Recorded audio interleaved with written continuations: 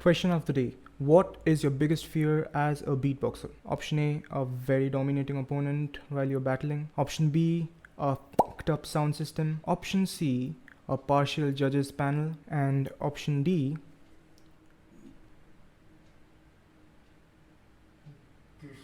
so I want you guys to comment down below what your biggest fear as a beatboxer is.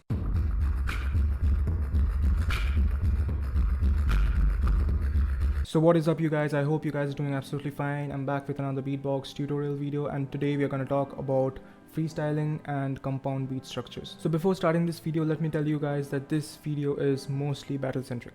It will also help beginners as well, don't worry, chill. So the question comes up, when do we need to freestyle? Number one, when we are trying to live that Kenny Urban life, the freestyle life. Number two, when we are prepared for battles but we are not prepared with a lot of routines, so after a lot of tiebreakers, we have to depend upon freestyling. There's no other option left. Number three, we have a very dominating opponent on the stage and we know that we cannot defeat that person unless and until we use up certain techniques from other routines. So we make a mix and freestyle out of whatever we have to throw at them. Number four, we finish our routines before the given time for the battle. Now in this case, we're going to talk about the fourth category, that is when we are left with 10 to 15 seconds after we are done doing our routine. So what do most people do when they're done with the routine and they're left with like 10-15 seconds? I'll tell you, most people use TKKs and most people end up doing something like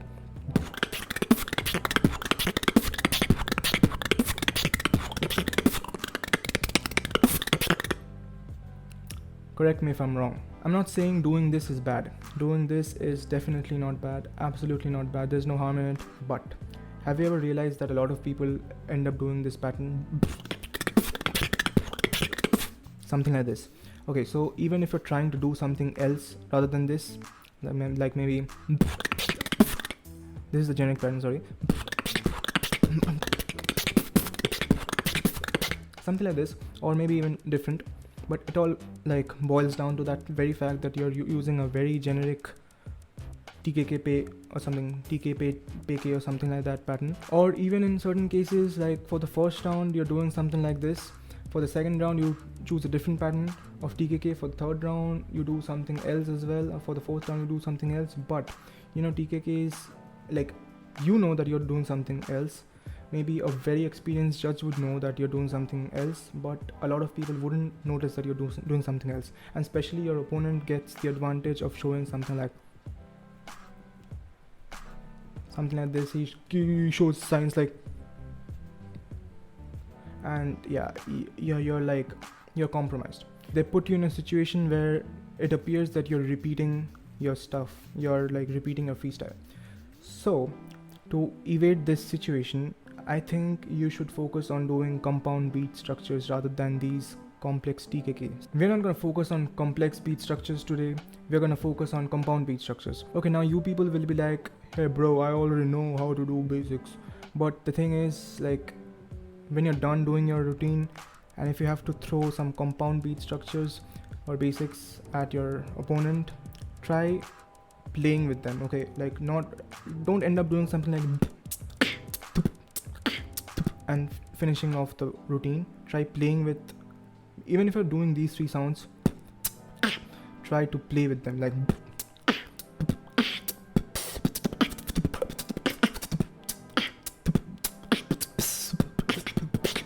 something like that. So yeah, I guess you're getting an idea of what I'm trying to say. If I'm doing a routine like okay, I'm not gonna try doing lip rolls because this hurts a lot. Let's say if I'm trying to do something like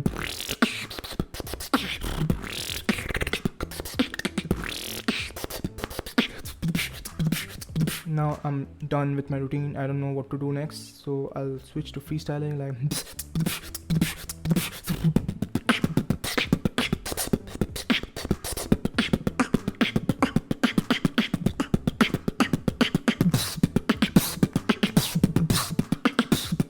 instead of doing something like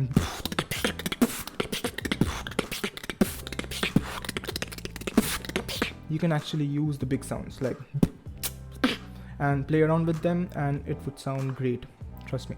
Is my hand distracting you? I think my hand is distracting. So yeah, compound beat structure is all about playing with your basics. Now many people end up throwing random snares at awkward and odd places, like suppose like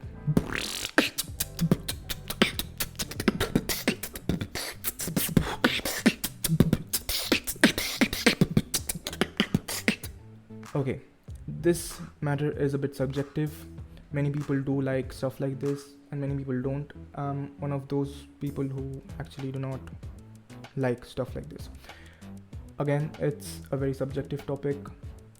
I'm not saying you're wrong or you're doing bad if you're doing something like this. It's totally subjective. But yeah, there are certain beatboxers who can actually throw random snares pretty amazingly, like Alexino. He does it pretty well. And if you talk about a beatboxer from India, listen to Anoop. Anoop's concept and the way he throws his snares at odd places, it's actually amazing.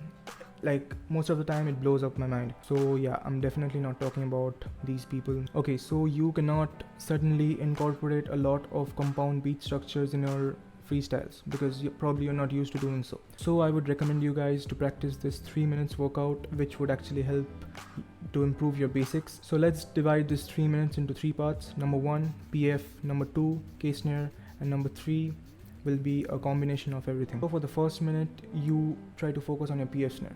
See, basically your kick drum is a constant, kick drum and hi-hats, and you have to focus on PF snares for the first minute. That is, you can do BDB as well because BDBs sound great with PF snares, like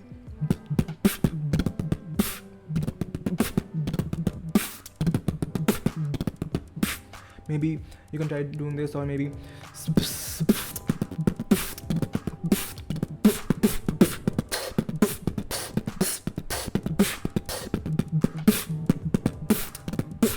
actually I'm beatboxing a bit softly today, not giving a lot of power and losing control because of the mouth ulcer.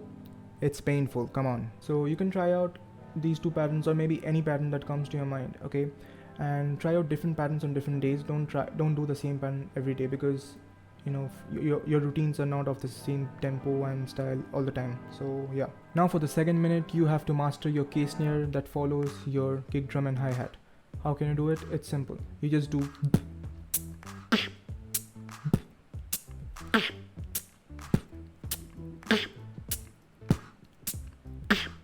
and you form a loop like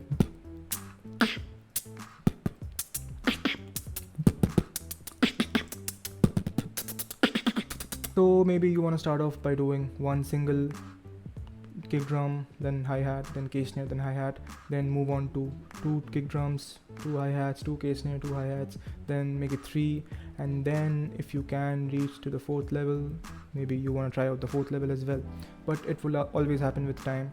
So like when you can do something like,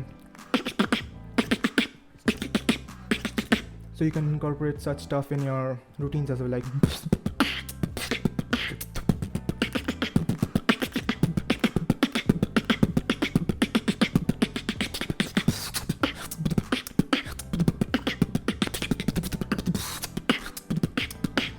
yeah, it's that simple. Now for the 3rd minute, just close your eyes and freestyle. Closing eyes is not mandatory, it's just the same. In this thing, you can use any sound, any block sounds like kick drum, hi-hat, K snare, PF snare, P snare, BMG snare, anything, okay? Just use anything to freestyle with, but try not to use a lot of TKKs for your freestyles. You can definitely incorporate TKKs in smaller parts, but try not to use a lot of TKKs because again, if you freestyle doing TKKs, you would like come back to that same position. You'll come back to square one. Something like